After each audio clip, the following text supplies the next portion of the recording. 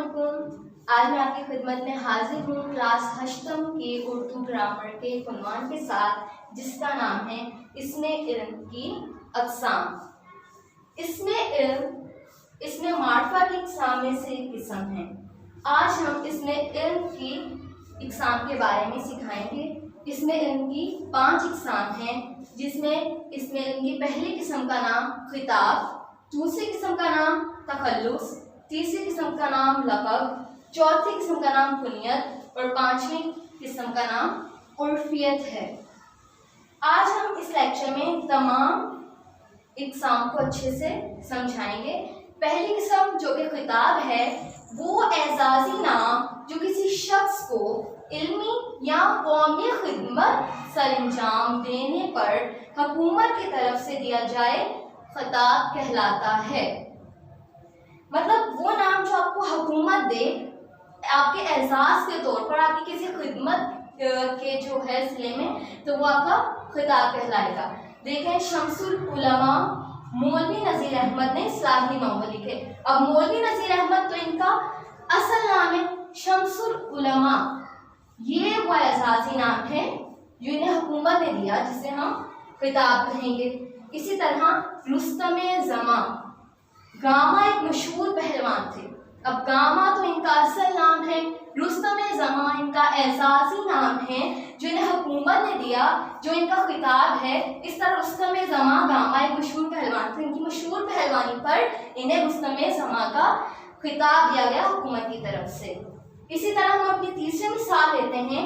कायदे आज़म मोहम्मद अली जिन्ना पाकिस्तान के पहले गवर्नर जनरल थे।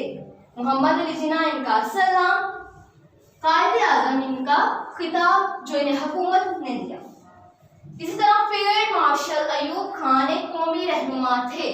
फील्ड मार्शल इनका एजाज़ी नाम यानी इनका खिताब, अयूब खान इनका असल नाम, एक कौमी रहनुमा थे। इस तरह आपको समझ आ गई होगी कि खिताब किसे कहते हैं। ये एजाज़ी नाम जो मैंने आपको 4 बताए मिसाल के तौर पर, जो हुकूमत की तरफ से दिए गए हैं, ये खिताब कहलाएंगे।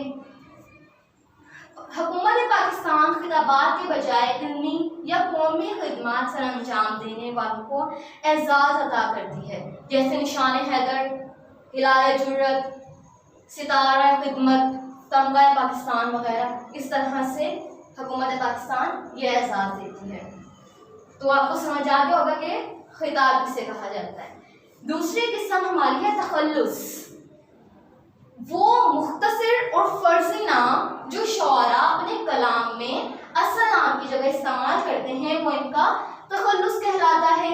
आपने अक्सर जो है ना वो शेर में, अशार में देखा होगा, अक्सर गज़लों में देखा होगा कि जो शायर हैं वो अपना मुकम्मल नाम लिखने के बजाय एक छोटा सा फर्जी नाम लिख देते हैं, जो अक्सर उनके गज़ल के इख्तिताम पर लिखा जाता है। तो वो उनका तखल्लुस होता है। अब मैं आपको कुछ मिसाल देती हूँ। जैसे मीर तकी मीर इनका मुकम्मल नाम है, लेकिन इनका तखल्लुस क्या है, मीर। आपने मीर के अशार में देखा होगा कि वो जो है ना अपना तखल्लुस इस्तेमाल करते हैं एंड में। दूसरा आता है गालिब। अब गालिब का असल नाम है मिर्ज़ा, लेकिन वो अपने अशार में अपना तखल्लुस, अपना फर्जी नाम इस्तेमाल करते हैं, जो कि क्या है, गालिब है। इसी तरह मोमिन का मुकम्मल नाम मोमिन खान मोमिन है, ठीक है, लेकिन वो क्या इस्तेमाल करते हैं, अक्सर मोमिन इस्तेमाल करते हैं। सेम इसी तरह हाली, इनका मुकम्मल नाम अल्ताफ हुसैन हाली है, लेकिन ये अपने अशार में तखल्लुस के तौर पर फर्जी नाम जो है वो मुख्तसर नाम हाली इस्तेमाल करते हैं। तो आपको समझ आ गया होगा कि तखल्लुस किसे कहा जाता है। आप अपने जो है ना पढ़ते हुए गौर भी करते हैं कि तमाम तखल्लुस आप पढ़ते हैं अशार में। तो तीसरी किस्म पर आ जाते हैं, जो कि लक़ब है। लक़ब वो नाम जो किसी सिफ़त या खूबी की वजह से मशहूर, वो नाम जो किसी सिफ़त या किसी खूबी की वजह से मशहूर हो जाए, वो लक़ब कहलाता है। मिसाल हम लेते हैं, हज़रत इब्राहीम अलैहिस्सलाम का लक़ब खलीलुल्लाह है। खलीलुल्लाह अल्लाह का दोस्त, खलील दोस्त, खलीलुल्लाह अल्लाह का दोस्त। तो इस तरह इनका लक़ब क्या हुआ, खलीलुल्लाह। हज़रत इब्राहीम अलैहिस्सलाम का लक़ब खलीलुल्लाह है।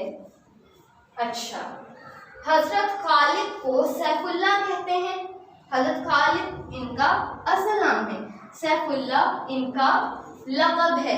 सैफुल्लाह के मायने हैं अल्लाह की तलवार। क्योंकि हजरत खालिद जो हैं वो बहुत ही बहादुर थे, फतह याब होते थे हर जंग में, तो इन्हें यह लक़ब दिया गया सैफुल्लाह का। इसी तरह हजरत अबू बकर सिद्दीक़ रज़ियल्लाहु ताला अन्हु जो हैं उनका लक़ब सिद्दीक़ है।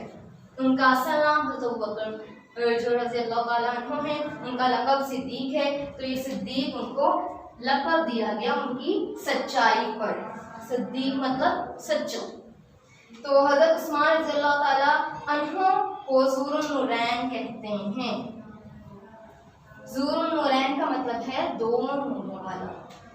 ज़ुरुन नूरैन दो नूरों वाला। और ये लक़ब इन्हें इसलिए दिया गया क्योंकि हज़रत मोहम्मद सल्लल्लाहु अलैहि वसल्लम की दो बेटियां इनके निकाह में थीं।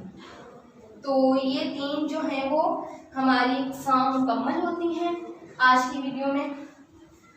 आगे जो है हम इनकी बाकी दो इक़साम आपको समझाते हैं। यार उसी वक्त